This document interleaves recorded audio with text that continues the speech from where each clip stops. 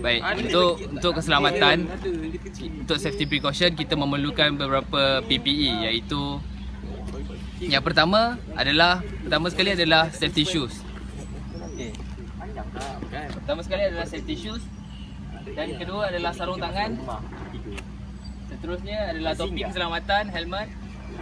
Seterusnya adalah safety goggle, dan akhir sekali adalah perlindungan telinga. Dan yang paling utama sekali adalah pakaian coverall. Itu sahaja.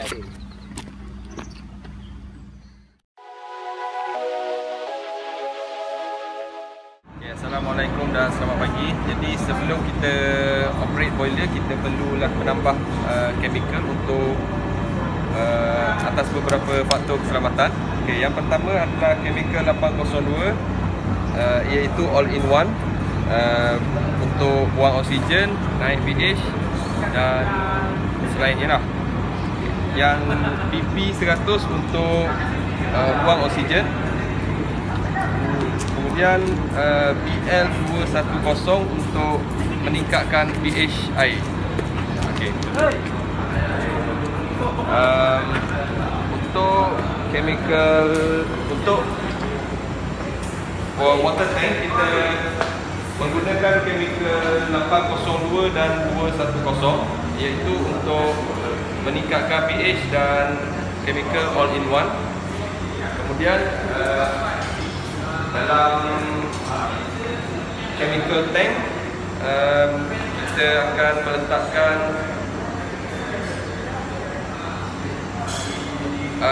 chemical all-in-one sebanyak 1 kilo. Yang terakhir adalah direct ke boiler, iaitu chemical PL100 untuk buang oksigen.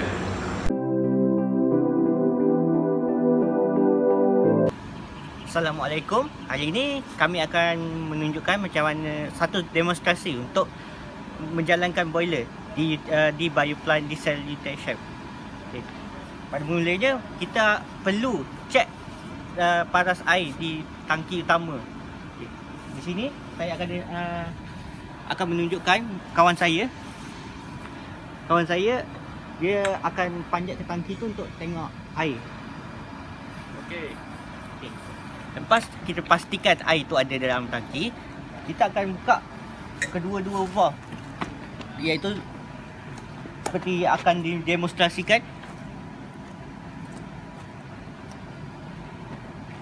Selepas buka valve inlet, kita perlu buka valve untuk menyalurkan air ke dalam boiler. Selepas pastikan air ada dan valve dibuka, kita perlu pastikan keadaan pump tu berjalan. Untuk pastikan keadaan pump tu berjalan, kita perlu ke dalam untuk membuka main switch di dalam. Jom.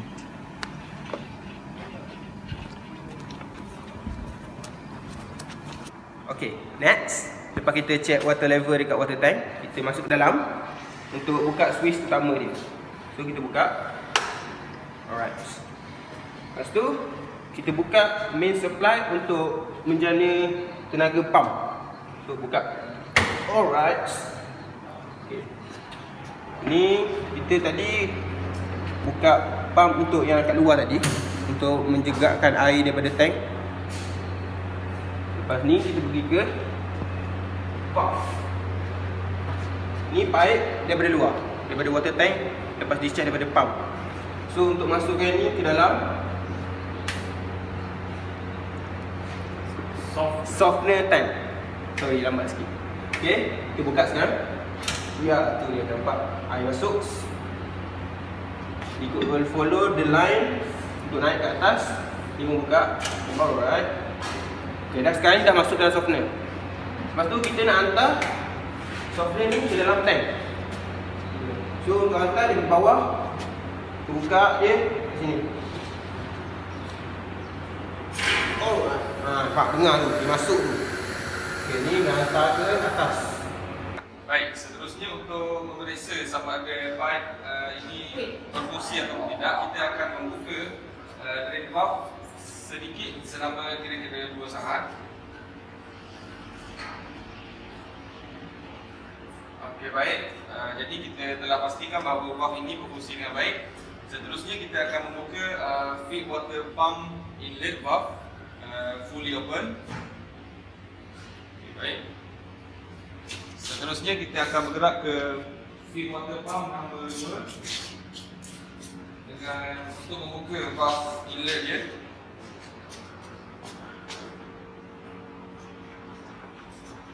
Okey, seterusnya kita akan buka valve ini fully open juga.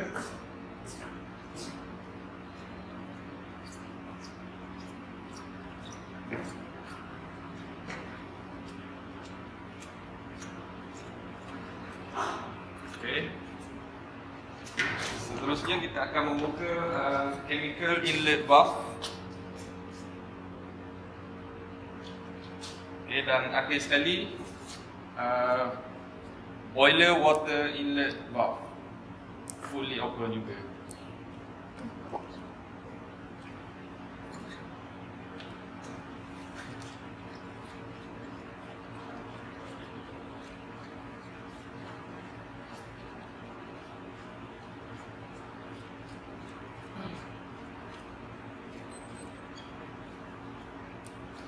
Apabila kita open full, kita pastikan satu trik pusingan ni untuk mengelakkan valve ni pressure ni memulas valve ni. Jadi untuk proses pada diesel pula, pertama sekali kita perlu check diesel level dengan membuka.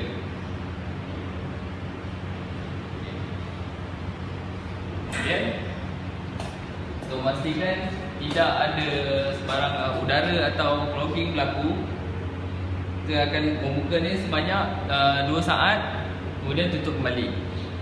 Dan seterusnya buka valve untuk menghantar minyak pada boiler.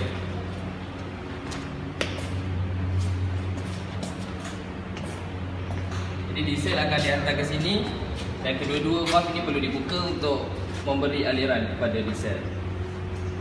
Okey, selepas kita on semua valve di sini, minyak ni akan masuk ke boiler. Untuk start the boiler, kita perlu on the switch first. Okay. Lepas tu kita pergi ke boiler dia. Kita on. First, nampak ni, kita perlu reset dulu. Lepas tu kita akan on the burner, set burner kepada auto, on the water pump. Saya gunakan pump nombor 2. Pump nombor 2, pastikan chemical pump nombor 2. Okey. Lepas tu kita akan check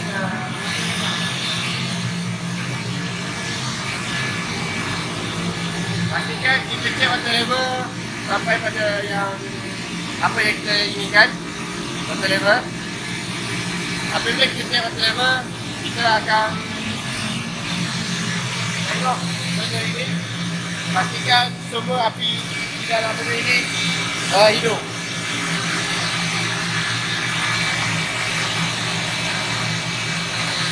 Okey.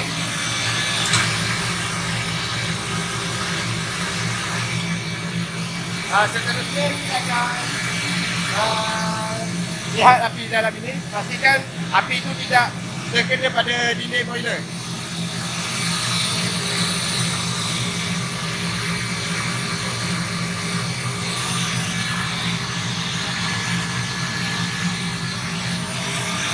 Okey, lepas ini kita akan buka ni.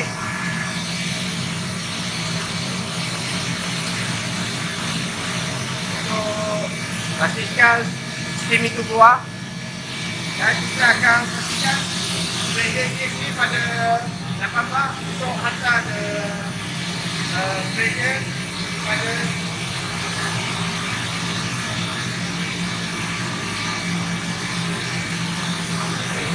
kita akan pastikan ini sampai ke steam header untuk hantar steam ini kepada plant. Okey. Untuk close boiler, untuk boiler kita perlu off pump, water pump off, boiler pun juga off. Lepas tu kita akan off the main switch untuk boiler. Okay. Bila sudah semua tutup the power supply. Setelah boiler di switch off kan, pastikan semua valve ditutup kembali pada asal. Kemudian tutupkan juga valve yang mengalirkan diesel dari tank. Okey. Juga pada setiap level valve di sini juga perlu ditutupkan. Setelah kita menutup semua valve diesel, kita juga akan menutup kembali valve untuk air pada asal. Okay.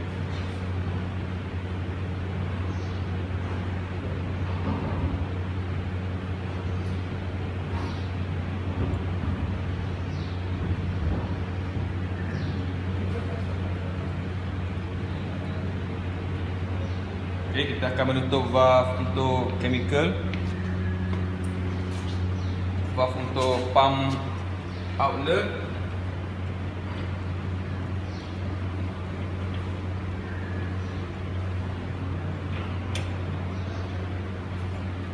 okay, valve untuk pump inlet,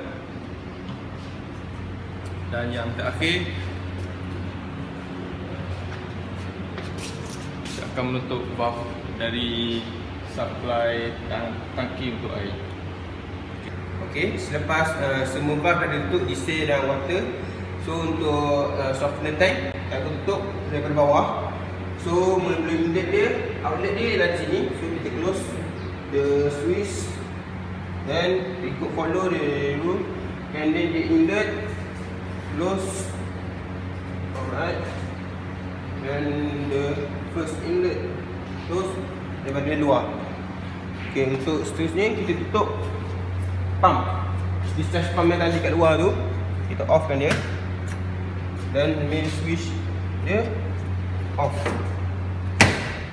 dan juga main supply. Alright. Okey, untuk langkah terakhir, selepas tutup switch utama, kita akan tutup kedua-dua valve ini. Pastikan dalam keadaan penuh, tutup penuh. Okey, dengan itu kita telah menghidupkan dan mematikan sistem boiler dengan selamat. Pastikan anda ikut SOP ini. Sekian, terima kasih.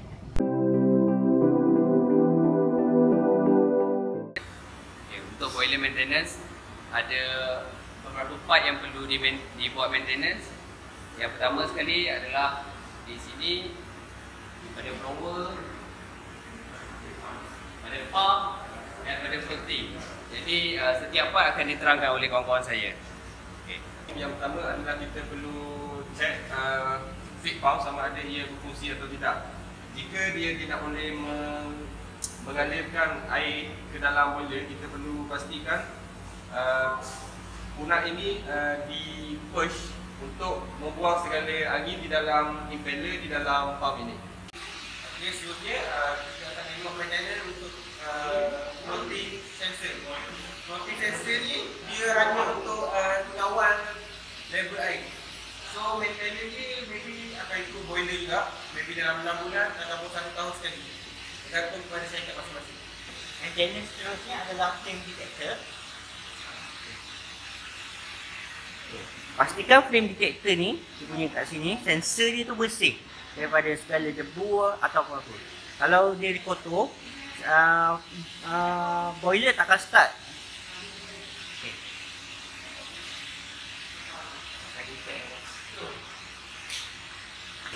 Seterusnya untuk maintenance blower untuk boiler. Untuk benda ni adalah di bawah ni. Kita akan buat di bawah ni. Kita akan membersih segala kotoran yang ada dalam blower ni, seperti debu ke apa. Dan kita letakkan grease untuk melancarkan fan tu untuk gerak. Kebiasaannya blower ni dibuat maintenance dalam setahun sekali. Okey, sekarang ni kita akan blow down side glass. So ini adalah A, ni adalah B dan C. So untuk buat blow down, A dengan B kena tutup. So ni kita akan buka, tutup balik. So kita akan buka C. So ni dah clear dah air dia. So kita dah flush blow down dia punya air. Kita buka full. So untuk bersihkan ni kita buka steam. Okay, nampak?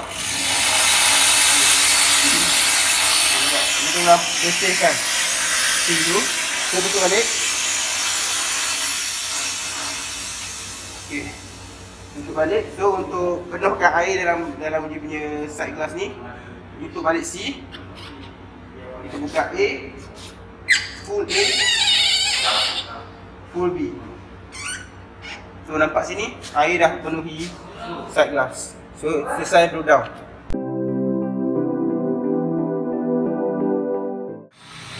Sekarang ni kita akan buat untuk ambil sampel boiler. So kita buka outlet dia.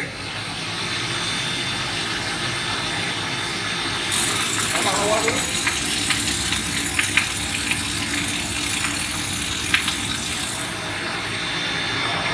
So sampel ni akan bertiga bakal untuk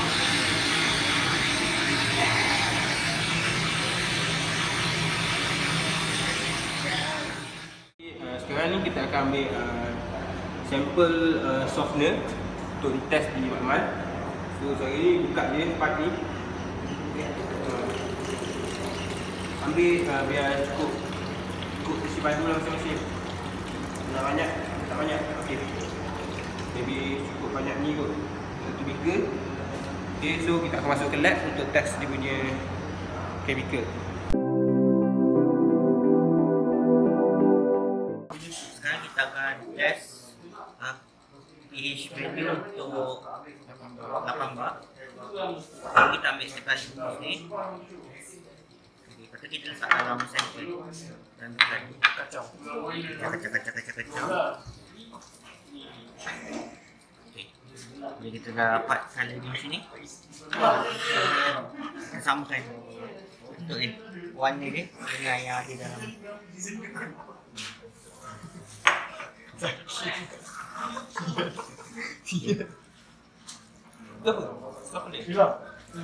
Sekarang ni bacaan dia pada 11.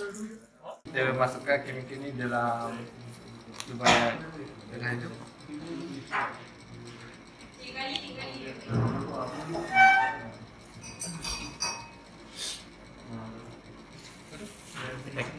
Lepas tu kita akan tekan ponat ni.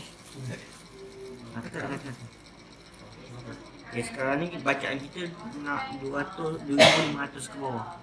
Okay, sekarang kita dapat 2000. Kita masukkan softener ni dalam ni. Okay, tekan ponat yang ada sini.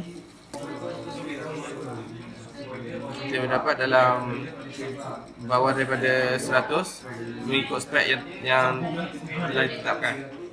Kita menggunakan sampel dalam 50 ml. Kita masukkan sampel dalam test tube. Okay, 50 ml. Lepas tu kita pick selubel start dalam satu sudu.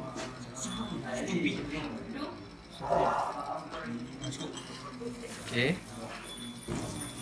Kita kacaukan dia.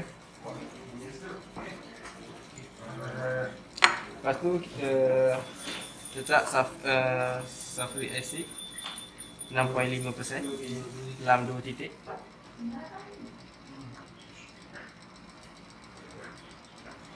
Okay. Lepas tu kita akan tambah nitrit potasium iodide.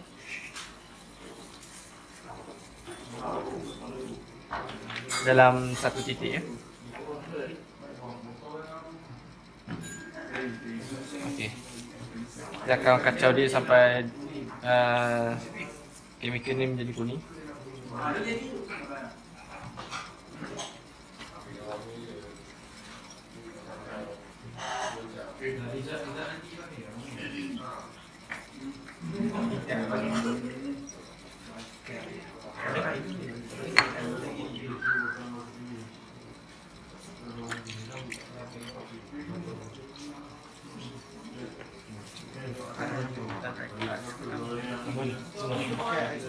Okey, tambah lagi.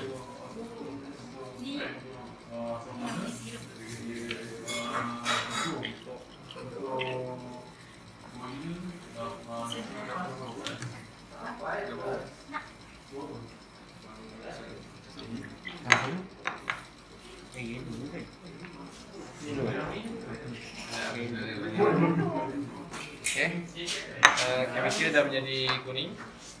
Lepas tu kita mengira sulfate, kita pakai rumus yang telah dibagi.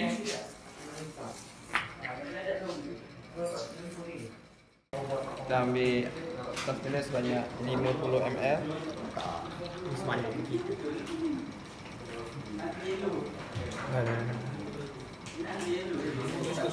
Okey. Sekarang 50 ml kita masukkan ke dalam barang ni.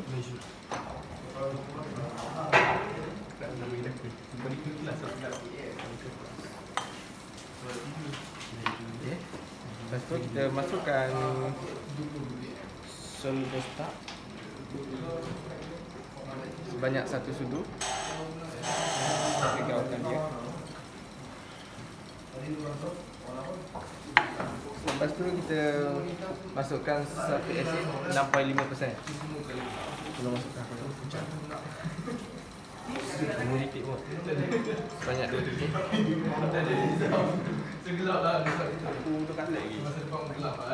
Okay.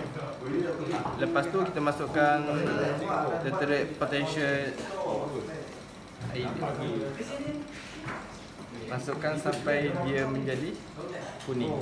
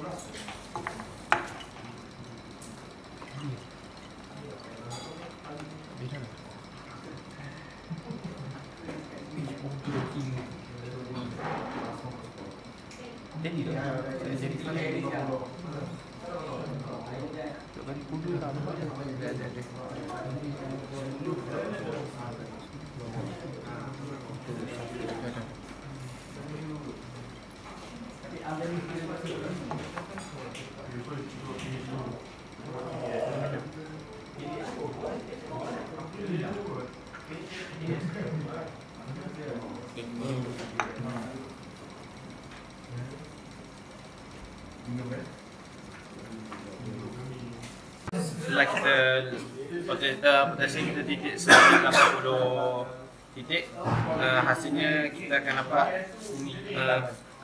dapat kuning. Pertama sekali kita ambil sebanyak 25 ml sampel untuk boiler water.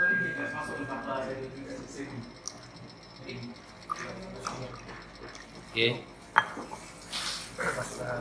Selepas mendapat 25 kita ke dalam conical flask.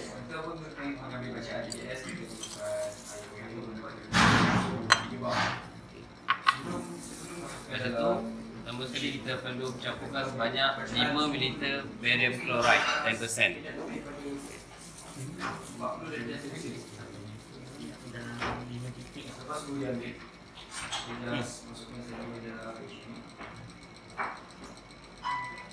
Ada pada sesi ni saya tak boleh Campur.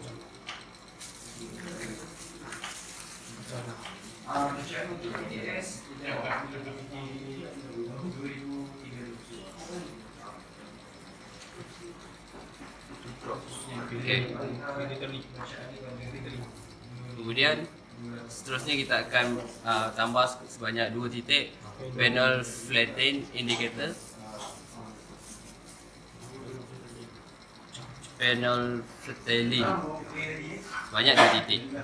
1, 2.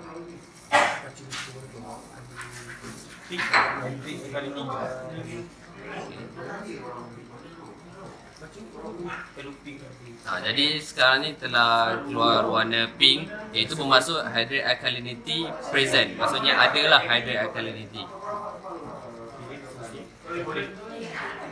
Dan seterusnya perlu masukkan nitrate H2SO4 iaitu sulfuric acid sehingga warna pink ini hilang. Okey. Sampai hilang.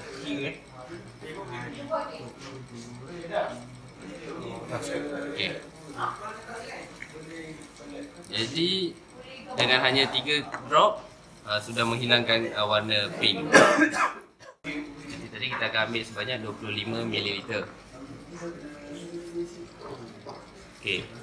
Setelah mendapat 25 ml, letakkan di dalam conical flask. Okay. Dan step yang pertama sekali adalah masukkan barium chloride 10% sebanyak 5 ml.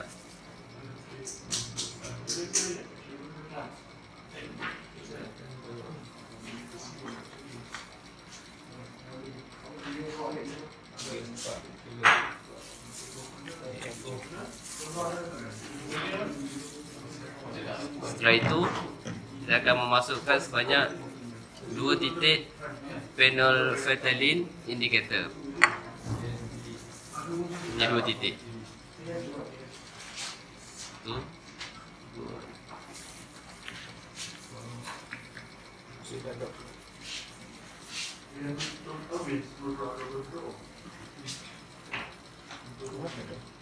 Okay, jadi sekarang ni hydrate alkalinity tak ada di dalam softener.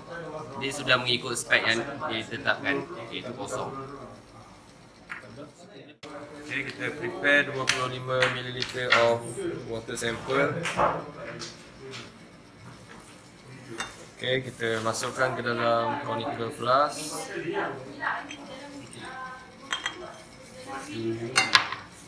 Okay, kemudian kita tambah 2 drops phenolphthalein indicator.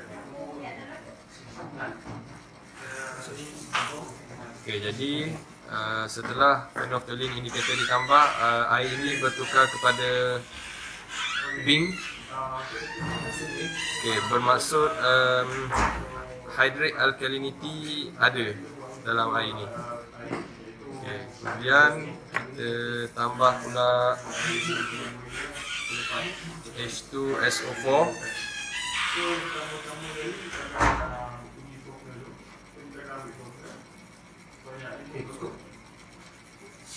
Okey, jadi sebanyak 1 titik sulfuric acid diperlukan untuk merubah warna dari pink kepada warna colorless until pink color disappear. Okey. Jadi kita prepare sebanyak 25 ml of water sample.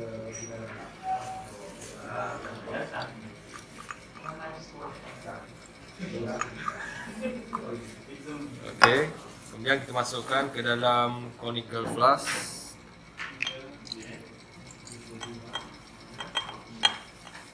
Okey, selepas itu kita letakkan 2 drops of phenolphthalein indicator.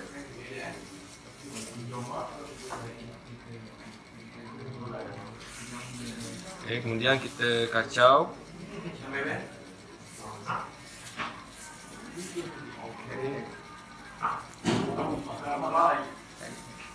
Okey, jadi setelah kita menambah phenolphthalein, air ini tidak bertukar kepada pink, di mana kalau ia bertukar kepada pink, hydrate alkalinity is present.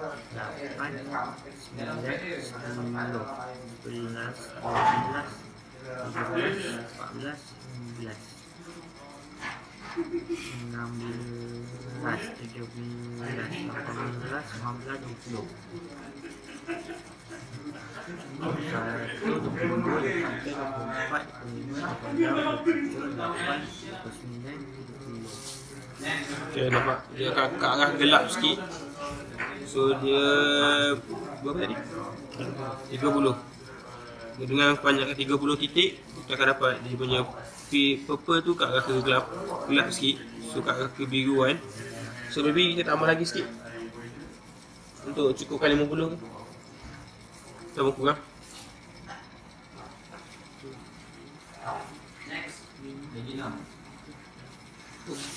Okay, dah. Dia ke arah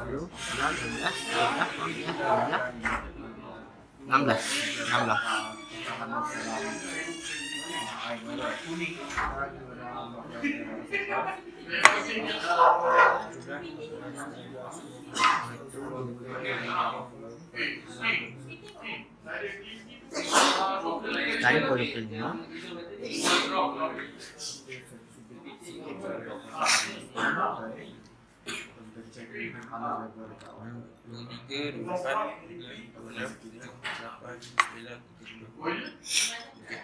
Okey, sekarang ni dengan 27 titik solution tadi dah bertukar menjadi warna oranye.